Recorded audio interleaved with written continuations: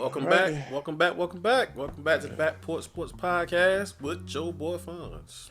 And Quan. And I would like to take this time to say again, Happy New Year to everyone that follows us, everyone that watches, everyone that subscribes and comments and all that good stuff. Well, I mean, we're just thankful that y'all are here with us. We thank you, thank you. Just thank you, yeah. Just thank you, we grateful. Oh, man. All right, so, and like Steve Harvey would say, with that one out the way, let's go ahead and jump to the news. The biggest story that we've been dealing with for the past couple of days is with your boy. Years. I mean, let's just put it like that. Since about 2015, is your boy. Antonio Brown. Come on, man. Come on, bro. So, I'm watching football on Sunday. And, crazy Apple Watch. And Apple is not paying me to do that plug, by the way. But so I'm watching the game and it goes off on my phone. And I'm like, no, he did. And then sure enough, after maybe about 5 minutes after, everybody's showing the clip. About this dude just took off his jersey and stuff. Understood. And threw it in the crowd. It was like peace. You know what I'm saying? So this story has a lot of layers. Okay. So after the game, of course, Brady has been his GM manager, pretty much. His GM manager, his advocate. That's the word I was looking for. His advocate for his advocate, yeah. Uh-huh. And he was like, well, this man needs help, which I do agree. As somebody who has worked in mental health, that is a mental health issue. Ever since he got rocked up by Montez Burfict. He ain't been the same. Thank you. I appreciate it. He ain't been the same ever since that. I was wondering whether I was the only one that noticed that ever since that. But check this out, though. This ain't been this. I mean, he has not had this pattern of behavior, but and I did a little research on Antonio Brown. There's this YouTuber by the name of Flimlo Raps. All right, he does these videos. Big shout out to that guy, man. He does these videos about what happened to different people, different football stars that we haven't, heard about in the minute, right? So he did. I think he did like a 2-parter Antonio Brown. He was showing this stuff in college, but the problem is, I still feel that way. That hit by Montez Burfict, I think that really triggered something. Yeah. And so now you have the erratic behavior with Ben, and now granted, I'm gonna say granted, Ben ain't all the way innocent in that situation, but that's another talk for another day. Okay, so then he had a situation over in Oakland. Then he got in trouble while he was in New England. Matter of fact, he had a case pending when he went to New England, and he got cut because of the case. And then when Brady went to Tampa, he was like, look, I need AB. He couldn't talk. And then Bruce Arians said, you mess up one iota of a time. There's a spark. This game was one reason why they cut him and you let him go. But here's the kicker. Here's the kicker. Take long. Here's the kicker. So I looked at this article from NBCSports.com, and according to Adam Schefter, whatever you call this dude's Adam name. Scheffler.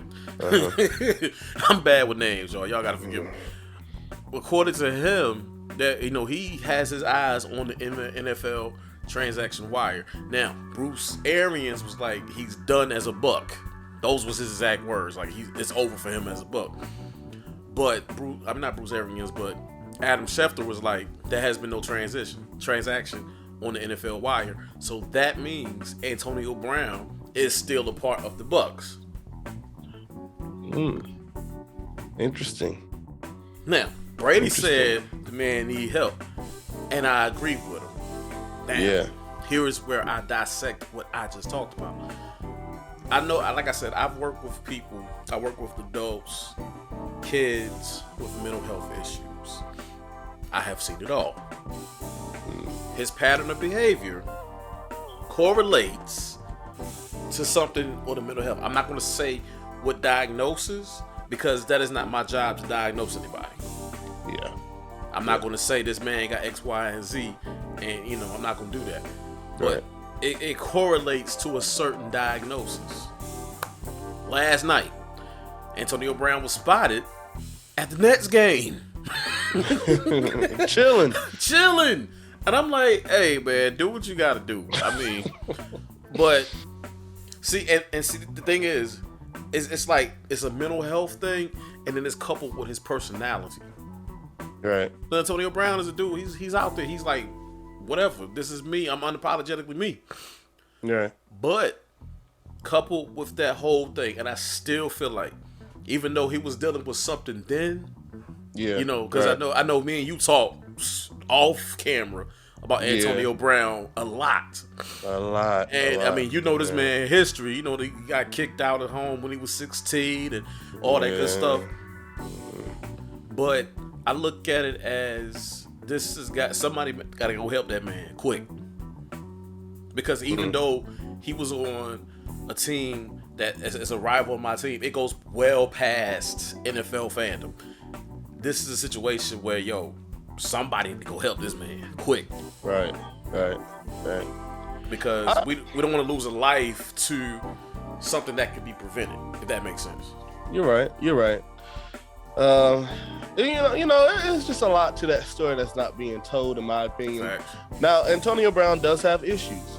Antonio Brown does have some type of mental problem. My only issue is it had to be something in order for him to respond in that way. No matter what, no matter how many things this guy has been involved in, he has never made such a significant exit off a team like that in the middle of a game. Right. Now he didn't show up for a game. he hasn't showed up for a game. I mean, he had certain off the field with him throwing certain things off the balcony, with him having police officers involved with his house, with his baby mama, whatever, all that, different types of stuff like that. But to have such an exit as that was I'm not gonna say dramatic. A dramatic exit, but you're right. A dramatic. But I'm right. Yeah. That has to deal with either one or two things. Most of the time, it's either money or somebody had put his health or tried to force him to do something that he didn't want to do. Right. Now, I have read reports where he had an ankle injury. He told Coach Arians, he was like, "Look, I can't play." Bruce Arians was like, "Look, you either play or you out." And he was like, "Okay, well, I'm just out." So, like I said, there's so many different scenarios, and that's how I know it's definitely something to this story, because there's so many different stories going on, and it's so strange. And it's strange, but see, the thing is, it's not really a story until AB comes out and say what he got to say. And trust, he's going to make it known what it is. That's one thing I'm watching for, because I know I think I was on Twitter about a couple hours ago, and I really feel like he should go on that podcast with Chad Johnson and them. Now, I Am Athlete, because one person made a comment, and it made sense. They make a safe place. Yeah. For you to get things off your chest. And I really feel like that they should get that interview. Not now, but when it's time. Yeah, that time when that Sega had went in Pittsburgh or whatever, he had came out. I mean, it's a video on YouTube where he was on that LeBron James show that come on HBO. with Cam Newton, LeBron James, and all them. He had came out and he actually told his side of the story. Everybody else, the reporters, is telling their side. Bruce Arians, I feel like he's hiding some information. It had to do something with either somebody was trying to force him to do something, or they didn't want to give him that signing bonus that he was due for after he caught 8 passes, or some mess like that, some type of statistic that he needed to get like 33,000 or some mess like that. A signing bonus that's some type of incentive. See, here's my thing. Here's my thing that what I feel like is going to happen in this whole matter. One, he's going to come out and tell the side of the story. Yeah. That's enough said. And then two, I really feel like that the media as well as society is going to use his past against him. Yeah. Which at the same time, it's like that's society as a whole. It's unfair, but it's fair at the same time because you're known by the fruits that you put out there. Well, but at the same time, you have to reserve judgment and really dig deeper into the situation. Right. I mean, honestly, that Fonz birth hit, I'm telling you, it triggered something. He hasn't been the same since. Ain't been the same since. Yeah, it's definitely something to see. And honestly, the Buccaneers are in deep trouble. I mean, Chris Godwin, he tore his ACL. He's done for the year. Mike Evans is dealing with something I believe is an injury or something like that. So they out of two receivers. AB just walked out on them, supposedly. So all they got is Gronk and another tight end. Then they got is whoever else they got behind those three, which is possible. Nobody of the caliber of AB, Mike Evans, Chris Godwin. So but Scotty Miller is resourcul though. Like he can't. Yeah, he's resourceful. He's not no Mike Evans. He's not no AB. He's definitely not a Chris Godwin. Nah. So with them being in the playoffs, I wouldn't be surprised if maybe they just try to keep Duke contained until they could possibly win the Super Bowl, because they are in a situation where number 12 needs help. I mean, and the NFC don't get no easier because honestly, the road is going to go either between Green Bay and Los Angeles. So it's not gonna get no easy for Tampa Bay. You gotta understand. They need some help. So they the Super Bowl champions. They the Super Bowl champions. They've been getting everybody best game all year for the most part. And that kind of kills their reputation if they just be like, well, okay, we ain't got nobody, we just gonna lay down. Because they are the defending Super Bowl champions. Yeah, and that comes with that comes with a lot of competitiveness. Yeah. You can't lay down the season. So I don't know, Bruce. You have to do something better. I really feel like for me it's a double-edged sword because I already know somebody gonna disagree with what I'm about to say, and I don't really care. I mean, my thing is, if you go disagree, put it in the comments. We can chop it up there, but don't use this pass against them. Right. Don't use the pass. Yes. Okay, that's easy to do when you just don't know. Like what's really going on. Yeah, what's really going on, yeah. I mean, that's easy to say, well, he did it to the Raiders, but look what happened to John Gruden. He got emails caught up about him saying some unsavory things. So you mean to tell me there wasn't a bit of truth to that? Mm-hmm. Then I'm not gonna say Antonio Brown is a model citizen. No, I'm not gonna say that. No, not at all. Throwing certain things and throwing furniture out of a window. No, that does not scream model citizen. No. But I'm a firm believer in giving you the benefit of the doubt until you prove me otherwise. And then here's the interesting thing. Mike Tomlin is the only coach that kept this guy contained for the number of years that we had him. Until he couldn't do it no more. Yeah. But it was things that was going on when he was in Pittsburgh before he started to really burst out. Yeah. That Mike Tomlin had to deal with. So big ups to my guy, Mike Tomlin, which we will get into shortly. But matter of fact, in a few seconds. But definitely he's the only coach out of the what? It was Mike Tomlin, John Gruden, it was Bill Belichick, and now Bruce Arians. I could say that Bill Belichick held it down for the brief time he was there. 1 year. He wasn't even there the full year, but still. 1 year. But I mean, had he had at least 2 years with Bill Belichick, look what Bill Belichick did to Randy Moss and Chad Johnson. Like, they was perceived as like the bad guys, Yeah. But everybody knows wide receivers are the most emotional people this side of heaven. They little crybabies. That's about it. They just want the ball. They just want the ball. They want the ball so they can make their money. Their money is based on catching the ball. So my thing is, if I'm a wide receiver and my contract says I have to catch X amount of balls to get X amount of dollars, you doggone right I'm gonna be hollering for the ball, especially if I know I'm that good. Right. Yeah. But getting back to AB, I can credit Tomlin for that, but in that situation, you gotta look at the quarterback too. because the quarterback was known for throwing people up on the bus. The quarterback was known for being a diva too. Yeah.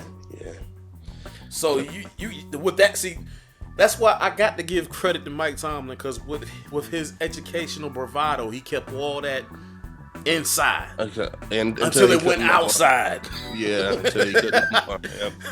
But so that's another conversation for another day. So, anyways, jumping into a quick review of this playoff scenario. So that we are going to the last week of football. The Cincinnati Bengals are your division champions. Yeah. Cincinnati, big ups to them. Hopefully they can continue to do what they do. Big shout out to their coaching staff and most definitely players and everything. They are really having an excellent year. A young, talented team, and they're gonna be around for a minute.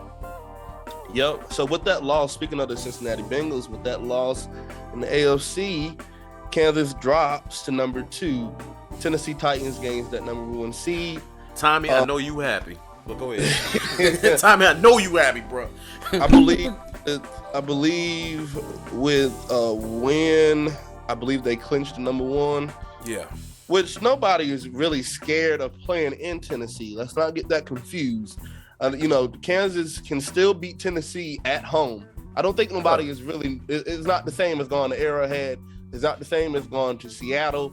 I mean, Tennessee is just Tennessee, really. But big ups to y'all. Y'all got that number 1 seed due to the Bengals beating them surprisingly. I think Tennessee had the most people on IR in the NFL, and they still managed to get the number 1 seed. Hey. Yeah. So big up. So Kansas number 2.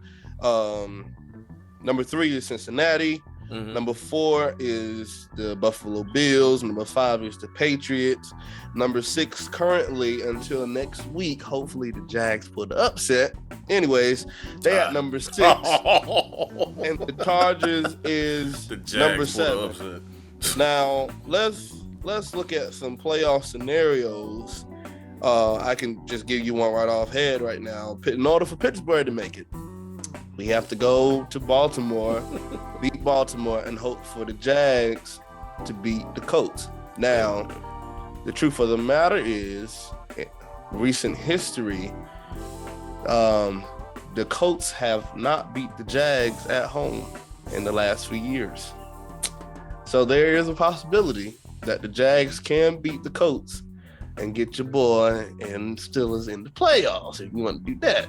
So I'll be talking to Trevor Lawrence this week, telling them, look here, put your head down and make sure it's wet outside and everything. Make sure you can go have that conversation with Trevor Lawrence. I don't care. The fact of the matter is, you need to go have that conversation or at least coach the Jaguars defense. The last game they got smoked. Yeah. We shall see how that goes. And then here's an interesting one. Now, week 18, the last game for week 18 is the Chargers and the Raiders. Both teams play. Now, here's the tricky thing.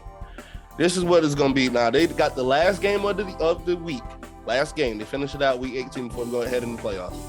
If both teams, if it ends in a tie, you holding on to faith, ain't you, boy? No. Listen, if the Raiders and the Chargers end the game in a tie, both the Raiders and the Chargers make the playoffs. Oh, they can both make the playoffs. Also, with the Indianapolis, with the Colts losing and the team and that game tying. So if they tie, so you saying they tie, but they need help from the Colts to basically lose, then they made the playoffs. Yeah. You know that ain't happening because that'll take it for us to get in the playoffs. We need at least 5 teams lose. Yeah. So that's interesting. So it was a scenario where it was like, well, do both teams just kneel the ball and be like, I see you in the playoffs?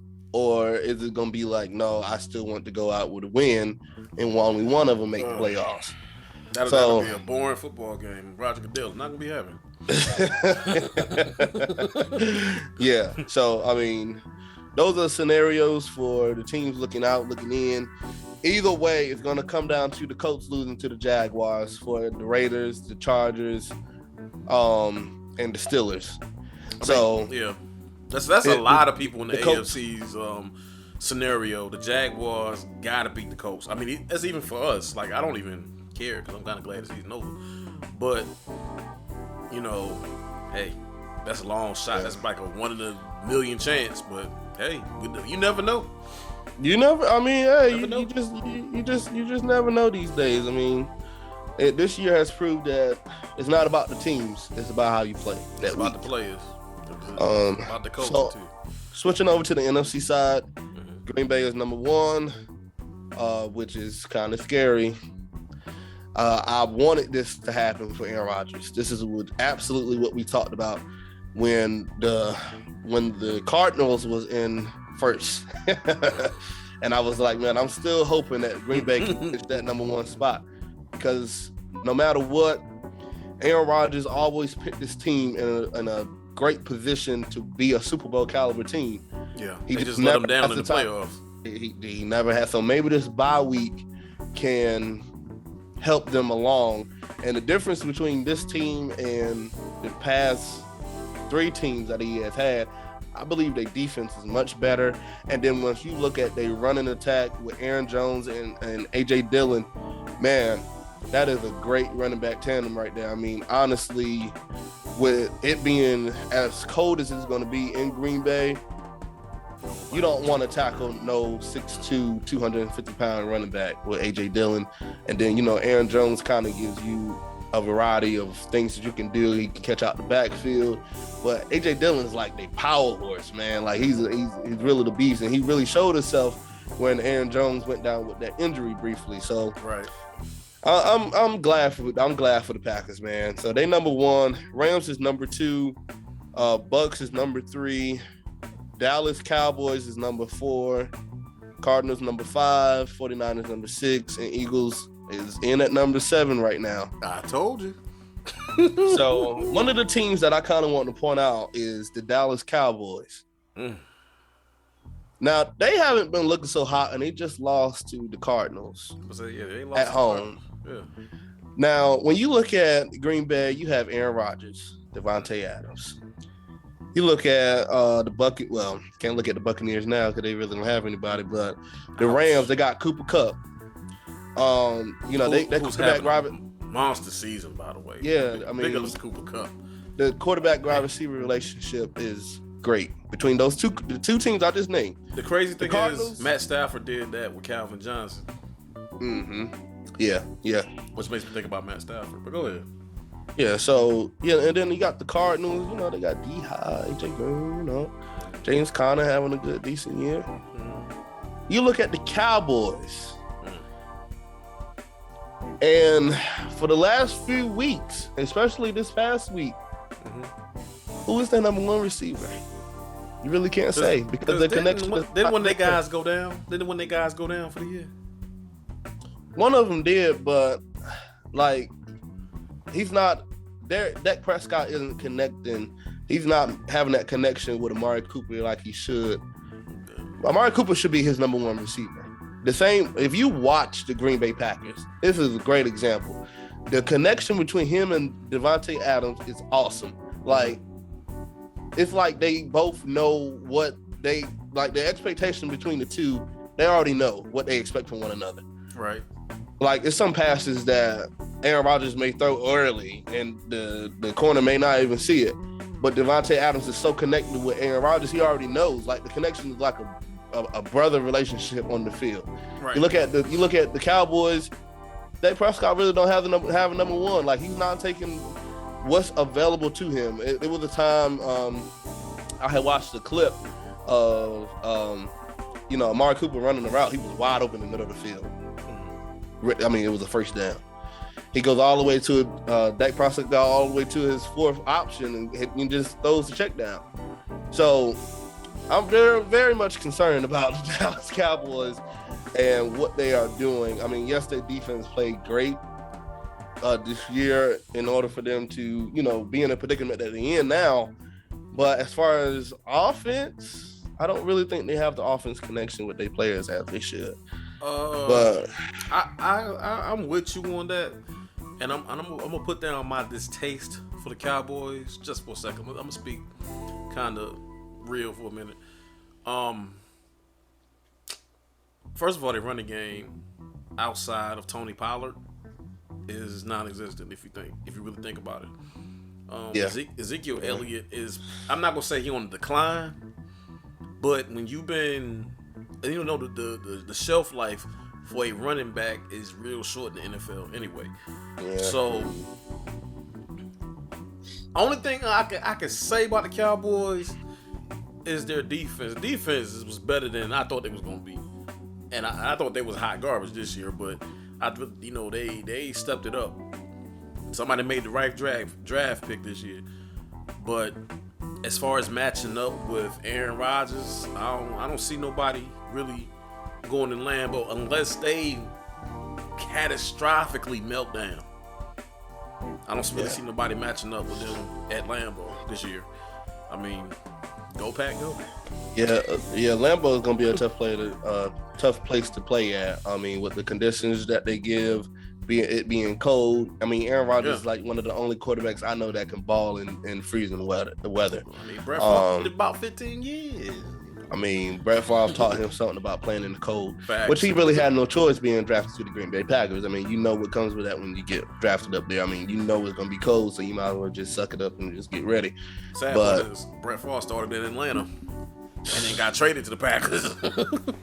I mean, interesting to see. So the playoff picture isn't finalized. You know, the 7th seed is at risk of, being lost if they lose and, the other teams win. So we'll get into that next week when it is all said and done and we know what exactly is going to be going on.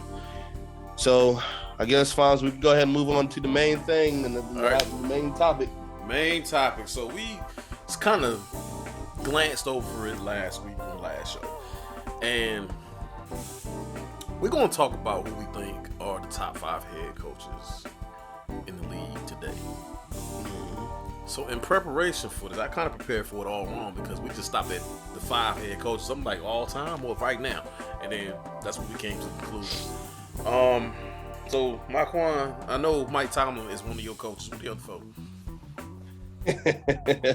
So wait. I kind of want to give a good introduction before you started asking. Get to the point. I want to get to the point. So we got 8. So we got 8 head coaches right now who's been coaching for 10 plus years. All the rest of them has been coaching 10 or less. Mm-hmm. Okay, so you got your John Harbaugh, you got your Mike McCarthy, you got your Andy Reid, Bill Belichick, Sean Payton, Mike Tomlin, Pete Carroll, and Ron Rivera. Mm-hmm. So I did a little research. We took my time, looked at the win-losses between the two and everything. So my number 1 head coach in the NFL right now is Bill Belichick. Yeah, that's everybody's number 1. So number 1 is Bill Belichick. Because for one, between him and Brady, I mean, they had like 219 wins together. All right. His win-loss record is 321, 154. So he done won 321 games, only lost $154. That's pretty darn good. No ties. No such thing as a tie in New England. They were the same team for about 20 years. Yeah. So that's my number 1. Now, my number 2 is Mike Tomlin. I told you that last week. I said he's number 2. He's like the second best coach in the league because the same thing. That never had a losing season. Never had a losing season, 17 years. Mm-hmm. And also, outside of Tom Brady and Bill Belichick, as far as wins, the coach and quarterback, there's Mike Tomlin and there's Big Ben sitting at 135. They just passed Sean Payton last night on Monday Night Football. Mm-hmm. So that's my number 2. Number 3 has to be Sean Payton. All right, that's my number 3. Number 4 is John Harbaugh. I like John Harbaugh. Even though I like Jim better, John is all right. John pretty solid. You like Jim better? Go ahead. I like Jim better. Nah. They gave Jim a hard time for having a lot of contact during practice and stuff like that. I like Jim better though. I just like Jim better. But John, because of the khakis. Because of the khakis. Come on, cuz. John a solid 4. John is a solid 4. Right. Respectfully, John's a solid 4. Mm-hmm. He's a defensive minded coach. He's a solid 4. I got all respect, but special teams. He's a special teams coordinator back in the day, bro. That's all right. Me personally, I like Jim. And my 5th one is Andy Reid. I like Andy Reid. I feel like Andy Reid is the only one I may be able to put at number 5 outside of Andy Reid is probably Sean McVay, but he has a lot of resume to build. Like, he's only been coaching for a few years, so I mean, but he's been to a Super Bowl though. So. Yeah, he has. But I'm gonna go Andy Reid for my number 5. So that's my 5. You got Bill, Mike Tomlin. What did I say? Sean Payton. Number 4 is John Harbaugh, and number 5 is Andy Reid. All right, bet. 5. Bet money. All right, so you took your approach with the numbers. Mm-hmm. See, to me, there's more to coaching than the numbers. It's how you coach in crunch time, right? So number 1 off gate is Bill Belichick because he's hardly ever in crunch time. Yeah. Why? Like I said, no such thing as a time. Bruh had Brady starting since 2001, and he missed 1 year of the playoffs in 20-some odd years. I think he missed 3 times. Mm-hmm. The first time he missed is when Brady got hurt. He went 11-5. That's because you can tell how competitive that division was back in the day. Mm-hmm. All right, Bill Belichick, number 1. Number 2, I'm gonna have to go Andy Reid. Why? Because everybody gives Eric Bieniemy credit for that offense. But that is Patrick Mahomes is a great Donovan McNabb all over again. I'm gonna be real with you, because it's virtually the same offense they ran in Philly with T.O. and Donovan McNabb. But they run it. They had adversity at the beginning of this year and turned it around. Now they hiccuped in Cincinnati. But I give Andy Reid number 2, and then think about it. He's the most recent AFC coach to win the Super Bowl. Yeah. But he struggled. He struggled for a while. Yeah, but he's been coaching for 22 years. All right, so he went to the NFC Championship game about 3-4 times in a row. Went to the Super Bowl, lost to number 1, Bill Belichick. And then for a minute he struggled. He turned Michael Vick's career back around after prison. Made him a Pro Bowler. Made him all Pro. Got to the playoffs with Michael Vick. And it wasn't the same Michael Vick from Atlanta. No, it's prison body Michael Vick. Number 3 was hard. I'm gonna be honest. But my 3rd coach,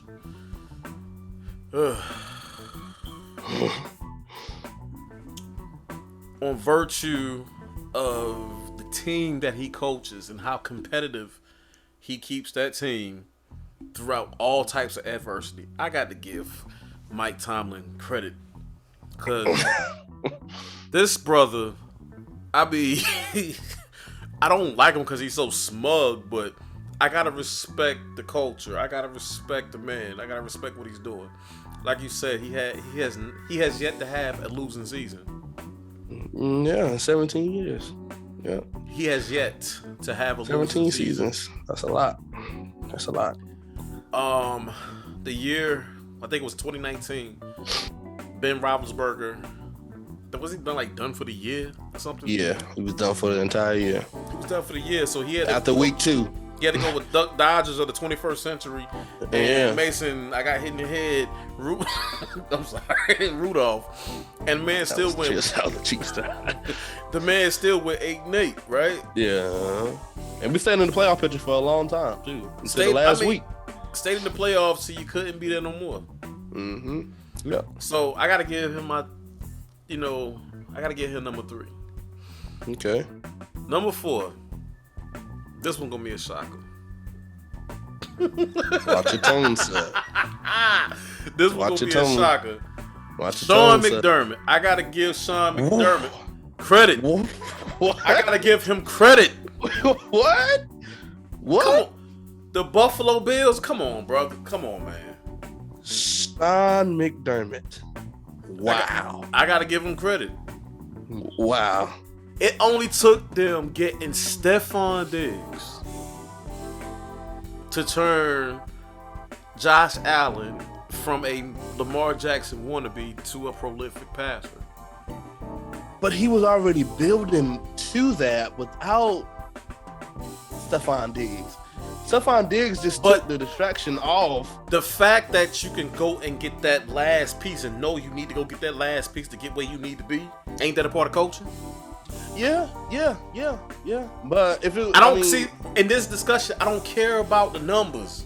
I care about coaching. Okay. I mean, he turned Josh Allen into a Pro Bowler. They was doubting Josh Allen. They was like, nah, he ain't it. And look what happened. Josh Allen this year was part of the MVP race for a minute until they started losing. Yeah.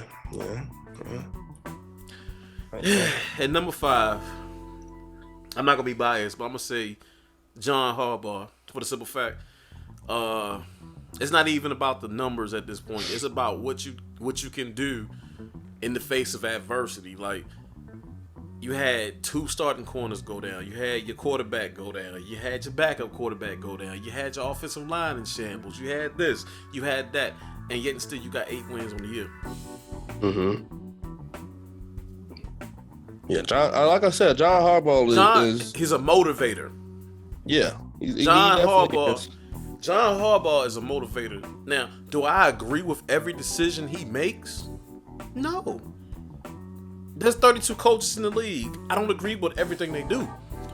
But if you look at it from the totality of it, if like somebody like Vic Fangio was the coach of the Baltimore Ravens and your quarterback go down, your corners go down, you got this go down, you got that go down, you got your running back room in shambles, you're relying on the senior citizens to run the ball. You don't get 8 wins out of that.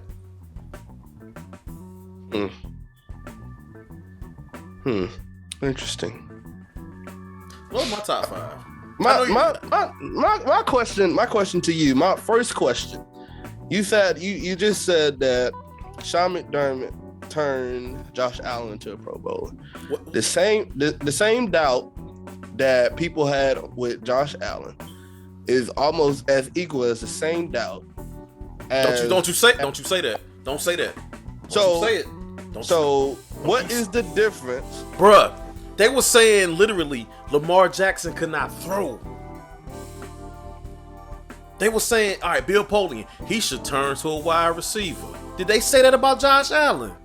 No, they didn't. But I'm just saying, the doubt is equal. Either way, they was both. How is it equal? Because either way, they had people talking about their quarterbacks and how they felt they should be. And then these last couple of years, a better coach than John Harbaugh. How is he a better coach than John Harbaugh? What has John Harbaugh done other than motivate his men to get eight wins, basically? You talking about this season? I'm pretty sure. First off, let's just get this correct. Without the injuries y'all had this year early on with y'all defense, y'all would not be 8-8. Y'all would probably have won the division. Cincinnati would not have beat y'all. Y'all probably wouldn't have lost to nobody in the division. Before I said anything about a coach on my list, I said how well you can coach in adversity or what you can do to take that team to the next level. Yeah. The reason why I say that John Harbaugh is number 5 and Sean McDermott is slightly ahead of him, because when the last time John Harbaugh been to the AFC Championship game? When the last time he been close? One time. And what happened? Tennessee came in and did what? Y'all got y'all revenge back last year. That ain't got nothing to do with that though. Even last, did we go to the AFC Championship game last year? We went up against Sean McDermott. Yeah, y'all did. And got beat up. And Reid. The only reason why Couldn't nobody beat Andy Reid for a minute. That ain't even fair. That ain't even fair. Hold up. That ain't even fair. But I'm just saying, though, did you not see that last game between the Bills and the Chiefs? When I thought the Bills was going to go in there and do dirt to the Chiefs, and they laid down, and they lost to the Chiefs. But everybody laid down to the Chiefs in the past couple of years, man. But as competitive as they was in the regular season and going into the postseason, nobody expected them to get beat by the Chiefs like that. When that time? On national television. Okay. Mike Tomlin ain't been to an AFC championship in about 5 years. But yet I made him number 3? You made him number 3. You did. Okay, so it ain't even about what you're talking about. You're talking about they went in there this year and did Jack Swat. I'm talking about what can you do in adversity. That, my friend, makes you a coach, makes you a good coach. And I made John Harbaugh number 5. The only reason why John Harbaugh is number 5. Think about the decisions he's made this year. What, the 2-point conversions? Okay, let's go back to the Pittsburgh game. It wouldn't have came down to no 2-point conversion. Why? Because we had an opportunity to get 3 on that first drive, and we did not take it. No, that didn't take it. That's my only knock on John Harbaugh. He makes some dumb decisions. I'm sitting there screaming, take the 3. I've been saying take the 3 for the past 10 years towards John Harbaugh. But the only reason why he make my list is the job he's doing this year. That's the only reason why he make my list. I can't say, but given going back to Sean McDermott, it took one piece. Now, please tell me weren't the Buffalo Bills in the playoffs last year and the year before? Did they go to the Super Bowl? You got Mike Tomlin up at number 2? Did he go to a Super Bowl? You scream about adversity. John Harbaugh dealing with injuries and he still got to win a record. But he had 500. You're trying to come at my list like I said something wrong. I just don't like the fact that you picked John Harbaugh last. That's the only thing I do. Pick Sean McDermott 5th. You got John Harbaugh last. I got him 4th. You got him last. I can care less. you got him. I don't care. But my thing is, here's my thing about it. To me, coaching is more than W's and L's because the coach does not get the wins or losses. It's a part of him. He plays a part because he puts his coaching staff. That's another reason why I had to knock John Harbaugh down. Greg freaking Roman. Oh, you was anti-Grand Roman, boy. And I'm gonna be that way till he gone. I just don't like the way you just did that. I don't appreciate that. Now, I feel like I'm speaking for John Harbaugh. Let's speak for him until he says, "Okay, Greg, you ain't getting the job done." And think about it. He's running 2 different offenses. One for Lamar, where when the defense showing blitz, he's like, "Yo, go long." And matter of fact, throw it to their number 1 corner and see what happens. But with Tyler Huntley is like, hey man, just get the ball out quick. You know, I'm gonna draw this slant. You know, do some couple of crosses. You know what I'm saying? We gonna get it out. But see, yikes. The coach is the CEO of the team. Not all coaches. And we all know that. Not all coaches. Not all coaches. The coach tells the GM, hey, I need this. I need that. I need this. It's still up to the GM to sign them. So at the end of the day, the Bills signed Stephon Diggs. It was still up to the GM to sign. I know that GM was not like, hey, let's go sign Stephon Diggs. It's still up to the GM, and a lot of franchises though, a lot of head coaches don't have the power that they should. A lot of head coaches. Look at Jerry World. Jerry World run that whole Cowboy franchise. They can't nobody sign anybody from outside of what Jerry Jones want in that franchise. So, in all reality, but John Harbaugh is top 5. I gave him 5. He lucky he ain't 7. He should be higher than 5. I'm not going to say that because I'm a fan. I'm gonna say it because of what I see. And I'm like, bro, get rid of Greg Roman. You'll go 2 slots by getting rid of Greg Roman. Off bat. But I'm saying though, sometimes you don't have as much power as you should to do the things that he wants. Maybe he wants to do that. Or okay, maybe let me ask you this. Let me ask you this. Didn't Lamar Jackson save John Harbaugh's job? Lamar Jackson. Did he not save his job? I don't think he would have been gone, honestly. They was talking about firing John Harbaugh back in 2018. Why? Because we was 4-5. We just came off like 2-3 years without even sniffing the playoffs and a losing season. Come on now. And then Lamar Jackson come in and go 6 straight. And it was like, you know what, John, we gonna keep you. Now don't get me wrong. I like John. But sometimes, see, I look at John closer than what you look at him. I definitely look higher of him than the doggone Sean McDermott. I don't. Sean McDermott? Maybe it's not the position. Maybe it's who he's under. It's like, maybe if you would have put Andy Reid or somebody ahead of, maybe I would have. But you put a Sean McDermott over John Harbaugh. Now, I could be honest. My top 5 was based off numbers, and it was based off the longevity of the coaches winning throughout a career. A picture perfect thing. Bill Belichick, he's been in 20 plus years. Mike Tomlin, he's been coaching 15 years.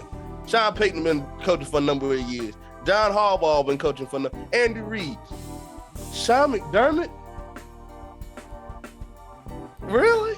I just can't believe it. You shocked me. Now with the first 3, I was like, okay, that's fine. You didn't get through Sean McDermott today, man. That tore me all apart. Because I was like, since when Sean McDermott a better coach than John Harbaugh? When the last time Sean McDermott been to the AFC Championship game? When is the part that the matter is John Harbaugh is a Super Bowl winning coach. When the last time John Harbaugh been to an AFC Championship game? Now, mind you, the Super Bowl was back in 2012. Yeah, you're right. But either way, does Sean McDermott got a Super Bowl win with a team yet? Or does he just keep getting to the playoffs and losing? John Harbaugh doing the same thing. But the difference is John Harbaugh got a Super Bowl. Oh, the Super Bowl was not of John Harbaugh's doing. He coached the team. That doggone defense. No, because the defense was 17th at that Super Bowl. Let's call it like it is. Yeah, let's call it like it is. We won't even supposed to make it to the playoffs. But all Ray Lewis was like, this will be my last ride. What'd he say that for? What'd he say that for? Now, don't get me wrong. Joe Flacco played a heck of a postseason. I got to give the man his due. But I don't see John Harbaugh throwing 11 touchdowns, 0. We were supposed to lose in Denver. But Joe Flacco. Joe Flacco. I just don't think he should be numbered. I think that hurt my feelings seeing John Harbaugh number under. But you got him 4th. You got him 4th. Hold on. You got him 4th, and then you say you like Jim better. So what difference is that? Yeah. I like Jim better. You said it's not about the coaching. It's about it's not about the numbers. It's about the coaching. I like Jim Harbaugh. What did Jim do? What did he do? He made 49ers pretty competitive. Let's just be honest. Did he win a Super Bowl with the 49ers? No, he didn't, but he took him there. He got beat by his brother, John. Yeah, you're right. He did, but he took him there. God dog it. He took him there. Yeah, has Sean McDermott took anybody anywhere? He been to a championship game. When the last time John Harbaugh been to a championship game? Oh my God, he made it to a championship game. I know, if you go to a championship game, there's a 50-50 chance you could win that game or you could lose that game. If you're not at the final game, it doesn't matter. Whether you get there last or first, whether you sit on the couch first or last, either way, you sitting on the couch. Either way, you may get there 10 minutes after I do. You may get there 10 minutes before I do. The ultimate goal of a football team is to win a Super Bowl. At the end of the day, Sean McDermott, first off, don't have the amount of years that I want from a coach to even think that he's better than the John Harbaugh. But that is not your list. John Harbaugh is the OG coach of the NFL football league. OG coach of the NFL football league. He is. Say for instance, you're a football player, and you get now put it like this: I will play for John Harbaugh. Don't get me wrong, I will play for him over Sean McDermott, right? But that has nothing to do with my list. Answer the question though. Would you play for Sean McDermott or John Harbaugh as a rookie? Shoot, I play for anybody that dragged me in the first round. Throw that money at me. I play for Tomlin if that need me. You want to go all the way around the bush and all around the tree and climb up there and pick an apple? I will play for John. I like John Harbaugh. I never said I didn't like the man. I'm just saying he is top 5. He's 5th. My spirit. Okay. All right. I'm gonna take Sean McDermott out. Even though I'm gonna take him out, I'm gonna put Sean Payton in there. So I took Sean Payton. That's what I did. No, keep your list. Your list final last now. Anyways, y'all, listen. That's our top 5. That's our top 5 head coaches. Please debate us. I want to debate on this one. I made a legitimate case for Sean McDermott because he took a quarterback with questions and made him a star. He was almost MVP had he not messed up. He was in the MVP conversation. Come on, man. Come on, man. The same way Sean McDermott turned his quarterback to a star. Each one of my hold on. Harbaugh turned Lamar Jackson into a star. Oh, Lamar came in a star. Don't do that to him. Came in as a star. Come on, man. Why did they retire his doggone jersey at Louisville this year? He was a star in Louisville. He was a Heisman winner. So how you gonna tell me he didn't come in as a star? A lot of people come from the college as a star. Johnny Manziel came in as a star. Johnny Manziel is nowhere near Lamar Jackson. The difference is the coach that you got in the NFL got to keep you as a star. You got to be kept as a star. You can come in as a star. But stars fall. A falling star, shooting star, that don't go falling. You got to make a wish for a fall. So, God dog, I'm preaching better than you responding. But God dog, shoot. No, stop it. Had to keep Lamar as a star. He came in as a star. Lamar came in as a star because he was the most talked about draft prospect outside of Baker Mayfield that year. So Lamar came in like that. Oh, so he just came in MVP, huh? He just came in MVP. He won MVP the next year. So the Greg Roman that you bashing on didn't make him MVP for building the offense. Would you take Greg Roman? Would you take him? I don't want him. No, don't dance. Don't dance. I don't want him. If given the opportunity, would you take him? Yes or no?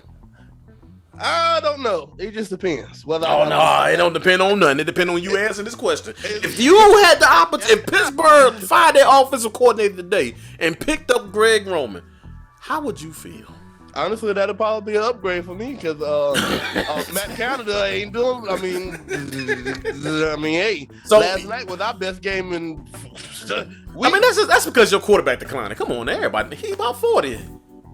Be all right. Either way, my point is, I don't know. We're just gonna leave it at there. We just gonna leave it right there because this can go on. This can go on and on and on and on and on until you don't gonna bow down and say Sean McDermott should not be 4th. I will not. That's my list. I'm sticking to it. Okay. Well, you guys, that's our top 5 head coaches in the NFL currently today. In our opinion. In our opinion, and our own right. And hold on, stop it right there. It did too. He got to go against Bill Belichick twice a year. Come on, man. Whoop-de-doo. Come on, man. And you got one, and John Harbaugh got one of the competitors. So the AFC East is much more competitive than the AFC North. Name one coach is better than Bill Belichick in the AFC North. And if you can, I will sign off right now. I can't because I put Tomlin number 2. Anyway. Oh man, this is fun. Look, y'all, this been fun. This been fun, man. Look, this is a good place to sign off. This is a good place to sign off right now. Yeah. So everybody, y'all definitely like. My daggone eyes getting red. Messing with this. Like, comment, and subscribe. Yeah, and like I said, man, comment please, on yo. Think the top 5 head coaches currently is today. If I'm dumb for saying Sean McDermott, please let me know, and I will gladly let y'all know. That.